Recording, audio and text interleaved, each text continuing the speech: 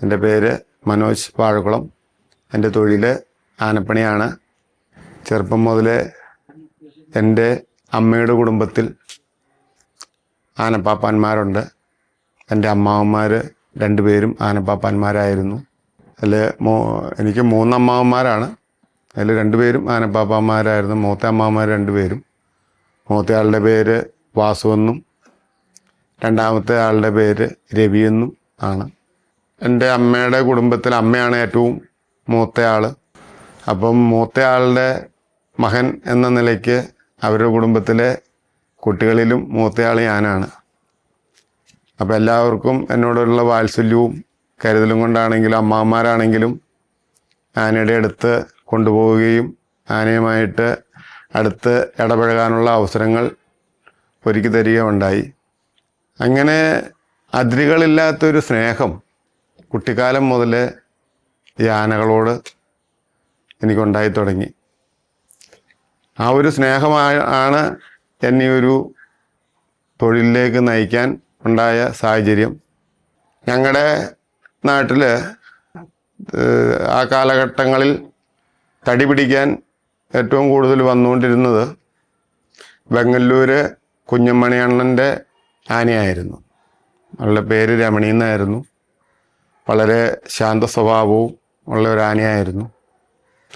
ആ ആന ഞങ്ങളുടെ വീടിൻ്റെ അടുത്ത് വാഴക്കുളത്ത് തെക്കുമല എന്നുള്ള സ്ഥലത്ത് കൊണ്ടുവന്ന് ദാമോദരൻ പണിക്കൻ എന്ന് പറയുന്ന ഒരാളുടെ പറമ്പിൽ തളയ്ക്കുകയും രാത്രി ശക്തമായ മഴയെ തുടർന്ന് ഈ തളച്ചിരുന്ന പിൻവശത്ത് കയ്യാല ഇടിഞ്ഞു പോയി ഈ ആന താഴത്തേക്ക് ചെരിഞ്ഞ് വീഴുകയും അങ്ങനെ മരണപ്പെടുകയും ഉണ്ടായ ഒരു സാഹചര്യം ഉണ്ടായി. എന്താണെങ്കിലും ആന ചെരിഞ്ഞു എന്നറിഞ്ഞപ്പം എല്ലാവരും പറഞ്ഞു. ഞാനും അതറിഞ്ഞു. കുട്ടിക്കാലമാണെങ്കിലും അന്ന് 3ാം ക്ലാസ്സിൽ പഠിക്കുന്ന ഒരു കാലഘട്ടമാണ്. കുട്ടിക്കാലമായിരുന്നെങ്കിലും അന്ന് പള്ളിക്കൂടത്തിലൊന്നും പോകാതെ ഈ ചെരിഞ്ഞ ആനയെ കാണാനായിട്ട് പോയി. കാരണം ചെറുപ്പത്തിലാണെങ്കിലും ആനയൊക്കെ അതിൽ വരുമ്പം ഈ അമ്മാവന്മാർ ആനപ്പാപ്പാന്മാരെന്നുള്ള പരിഗണന ആ ആനയുടെ പാപ്പാന്മാർ നമുക്ക് തന്നിരുന്നു. അപ്പോൾ ആനയ്ക്ക് എന്തെങ്കിലുമൊക്കെ കൊടുക്കാനൊക്കെയുള്ള അവസരങ്ങൾ എനിക്ക് കിട്ടിയിട്ടുണ്ട്. അപ്പോൾ അങ്ങനെയൊക്കെ കൊടുക്കുകയും ഈ ആനയെ സ്ഥിരം കാണുകയൊക്കെ ചെയ്തപ്പോൾ ആനയോടും എനിക്കൊരു ആത്മാർത്ഥത ഉണ്ടായിരുന്നു. ആത്മാർത്ഥ സ്നേഹമായിരുന്നു. അന്ന് ആനയെ സംസ്കരിക്കാൻ വേണ്ടി നമ്മുടെ ആൾക്കാരാണെന്ന് അവിടെ അതിനുള്ള കുഴിയൊരുക്കുന്നത്. കുഴിയൊരുക്കുന്നതെന്ന് പറഞ്ഞാൽ വലിയ ഒരു കുഴി, ഒരു 10-20 ആൾക്കാർ നിന്ന് തൂമ്പ കൊണ്ടും പിക്കാസ് കൊണ്ടും കൈക്കോട്ട് കൊണ്ടും കമ്പികൾ കൊണ്ടൊക്കെയാണ് ആ കുഴി അവിടെ തീർക്കുന്നത്.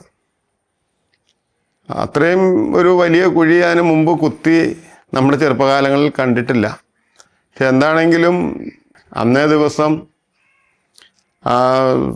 പൂർണ്ണമായിട്ടും അവിടെ തന്നെ നിന്ന് എന്നുള്ളതാണ്. അപ്പം ഞാൻ എവിടെ പോയി എന്നുള്ളൊരു കാഴ്ചപ്പാട് വന്നു കഴിഞ്ഞപ്പോഴത്തേനും ഇങ്ങനെ ആന ചെരിഞ്ഞിട്ടുണ്ട്, ഇന്നലെ തെക്കുമല ദാമോദരൻ പണിക്കൻ്റെ പറമ്പിലാണെന്ന് അറിഞ്ഞു കഴിഞ്ഞപ്പോൾ എന്നുള്ള അച്ഛൻ അന്വേഷിച്ച് വന്നു കഴിഞ്ഞപ്പം നമ്മളവിടെ ഉണ്ടായിരുന്നു. പിന്നെ ഞാനും അച്ഛനും കൂടെ അവിടെ നിന്ന് അതിൻ്റെ എല്ലാവിധ ചടങ്ങുകളും എല്ലാം കഴിഞ്ഞതിന് ശേഷമാണ് അന്ന് അവിടുന്ന് തിരിച്ച് ഞങ്ങൾ രാത്രി പോരുന്നത്. അന്ന് ശരിക്കും പറഞ്ഞിട്ടുണ്ടെങ്കിൽ ആൾക്കാർ മടുക്കുമ്പം നിൽക്കാൻ പറ്റില്ലല്ലോ. അപ്പോൾ ആൾക്കാർ പണി ചെയ്യുന്നവർ ചെയ്യുന്നതെന്നു വെച്ച് കഴിഞ്ഞാൽ ഈ കോട്ടിൻ്റെ തൂമ്പയുടെ മണ്ണ് കുത്തുക അവർ. കാരണം എന്ന് വെച്ചാൽ മണ്ണ് കുത്തുമ്പോഴെങ്കിലും ഒരു 2 മിനിറ്റ് അവർക്കൊരു വിശ്രമം കിട്ടുന്ന രീതിക്ക് അവർ എന്നാൽ കതച്ച് പണിതിട്ട് ആ മണ്ണ് കുത്തുമ്പോഴാണ് അവർ ശരിക്കും ഒരു ദീർഘശ്വാസം വിട്ട് ശ്വസിക്കുന്നത് വരെ.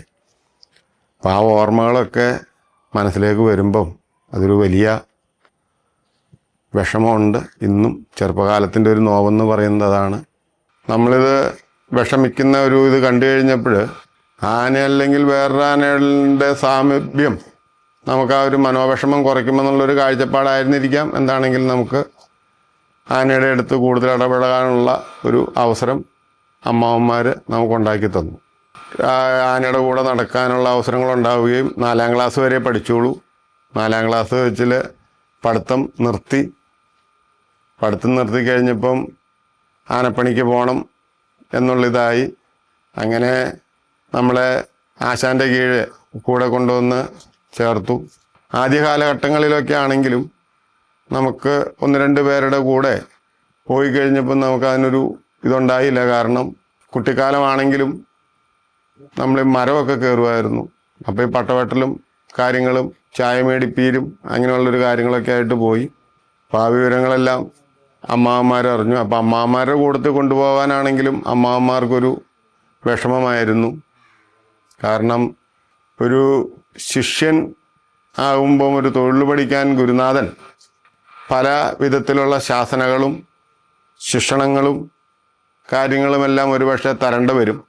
അതെല്ലാം നമുക്ക് തന്നു കഴിയുമ്പോൾ നമ്മളത് വീട്ടിൽ വന്ന് പറഞ്ഞു കഴിഞ്ഞിട്ടുണ്ടെങ്കിൽ അച്ഛനോടോ അമ്മയോടോ പറയുമ്പം അത് അവരുടെ കുടുംബത്തിൻ്റെ അകത്ത് തന്നെ ഒരുപക്ഷെ ഒരു കലകം ഉണ്ടാകാം. കാരണം എന്താണെന്ന് വെച്ച് കഴിഞ്ഞാൽ അളിയനാണെങ്കിലും ആങ്ങളെയാണെങ്കിലും മകനെ തല്ലി ഇല്ലെങ്കിൽ എന്ന് പറഞ്ഞാൽ അതൊരു പക്ഷേ അമ്മയ്ക്കോ ഇല്ലെങ്കിൽ അളിയനോ അംഗീകരിക്കാൻ പറ്റിയെന്ന് വരില്ല. അപ്പോൾ അങ്ങനെ അവരുടെ കുടുംബത്തിൽ തന്നെ അതൊരു കലകമായി തീർന്നാലോ എന്ന് വിചാരിച്ചിട്ടാവാം. എന്താണെങ്കിലും അവരെന്നെ കൂടെ കൊണ്ടുപോകാൻ തയ്യാറായില്ല. ആൽബിൻ ചേട്ടൻ്റെ കൂട്ടത്തിൽ പ്ലാത്തോട്ടത്തിൽ ആൽബിൻ ചേട്ടൻ്റെ കൂട്ടത്തിൽ നിന്നും ഞറലി ബേബിച്ചേട്ടൻ്റെ കൂട്ടത്തിൽ നിന്ന സമയത്താണ് ഞാൻ മരത്തേന്ന് വീഴുകയും എൻ്റെ കാലുകൾ ഒടിയുകയും നട്ടെല്ലിന് വരെ പൊട്ടലുണ്ടാവുന്ന സാഹചര്യം വരെ ഉണ്ടായി. ആ കാലഘട്ടത്തിൽ എനിക്ക് വേണ്ടി 1,00,000 രൂപ മുകളിൽ 1988-89 കാലഘട്ടത്തിൽ എനിക്ക് വേണ്ടി ഒരു 1,00,000 രൂപ മുകളിൽ അന്ന് പാലാ മെരിയൻ സെൻറ്ററിൽ മുടക്കി എന്നെ രക്ഷപ്പെടുത്തി കൊണ്ടുവന്നതാണ്. അപ്പോൾ എൻ്റെ ഒരു പിതാവിൻ്റെ സ്ഥാനമാണ് ഞാൻ അദ്ദേഹത്തിന് നൽകിയിരിക്കുന്നത്. അദ്ദേഹം ഇല്ലായിരുന്നെങ്കിൽ ഒരു പക്ഷേ ഞാനിന്ന് ഒരു വികലാംഗനായിട്ടോ ഇല്ലെങ്കിൽ അരക്ക് കീപ്പോട്ട് തളർന്നു കിടക്കുന്ന ഒരു വ്യക്തിയൊക്കെ ആയിട്ടായിരുന്നിരിക്കാം ഒരു പക്ഷേ നിങ്ങൾക്ക് എന്നെ കാണാൻ പറ്റുള്ളൂ. കാരണം അന്ന് എൻ്റെ നട്ടെല്ലിന് 3 ഫ്രാക്ചർ ഉണ്ടായിരുന്നു. ഞാൻ പനയിൽ നിന്ന് വീഴുന്നതെന്ന് പറഞ്ഞു കഴിഞ്ഞാൽ കൊല്ലപ്പള്ളിക്ക് തൊട്ടപ്പുറത്തും അന്തിനാടിന് ഇടയ്ക്കുമുള്ള സ്ഥലത്ത് വെച്ചാണ് പനയിൽ നിന്ന് വീഴുന്നത്. തൊടുപുഴ പാല മെയിൻ റോഡിലാണ് വന്ന് വീഴുന്നത്. ഞാൻ പനയിൽ നിന്ന് വീഴുന്ന സമയത്ത് ബേബിച്ചേട്ടനുണ്ട്. പക്ഷേ ഈ ദൈവാനുഗ്രഹം എന്ന് പറയുന്നതാണ്. ഞാൻ പനയിൽ നിന്ന് വീഴുന്നത് കണ്ടുകൊണ്ട് വരുന്ന കണക്കാണ് അദ്ദേഹത്തിൻ്റെ മരുമകൻ, അതായത് നമ്മുടെ മഞ്ഞക്കണമ്പിൽ വിനോദാനയുടെ ഉടമസ്ഥനായിരുന്ന ബെന്നിച്ചേട്ടൻ, മഞ്ഞക്കണമ്പിൽ ബെന്നി ചേട്ടൻ വരുന്നത്. ആ ജീപ്പയിലാണ് എന്നെ പാല മെരിയൻ ആശുപത്രിയിൽ കൊണ്ടുപോയത്. മെരിയനിൽ ആദ്യം പാല ഗവൺമെൻറ് ആശുപത്രിയിലാണ് കൊണ്ടുപോയത്. ഗവൺമെൻറ് ആശുപത്രി കൊണ്ടുപോയി കഴിഞ്ഞപ്പോൾ അവിടുന്ന് തന്നെ പുള്ളി തന്നെ പറഞ്ഞു, പിന്നെ ഗവൺമെൻറ് ആശുപത്രിയിലെല്ലാം നേരെ മെരിയനിലേക്ക് പോട്ടെ എന്ന് പറഞ്ഞ് പാലാ മെരിയനിൽ കൊണ്ടുപോയത്. അപ്പം അത്രയും എനിക്ക് ഈ ഭൂമിയിൽ കടപ്പാടുള്ള മനുഷ്യരിൽ ഏറ്റവും കൂടുതൽ കടപ്പാടും ബഹുമാനവും എൻ്റെ ജീവിതാവസാനം വരെ ആദരവും ഉണ്ടാവുന്ന ഒരു വ്യക്തിയായിരിക്കും ഞറലി ബേബിച്ചേട്ടൻ. അദ്ദേഹത്തെ എൻ്റെ ജീവിതാവസാനം വരെ എനിക്ക് മറക്കാൻ സാധിക്കുന്ന ഒരാളല്ല. എനിക്കൊരു പുനർജന്മം തന്ന ഒരു വ്യക്തിയാണ്. ആ പുനർജന്മം തന്ന വ്യക്തിയെ ഞാൻ ബഹുമാനിക്കുകയും ആരാധിക്കുകയും ചെയ്യുന്നു.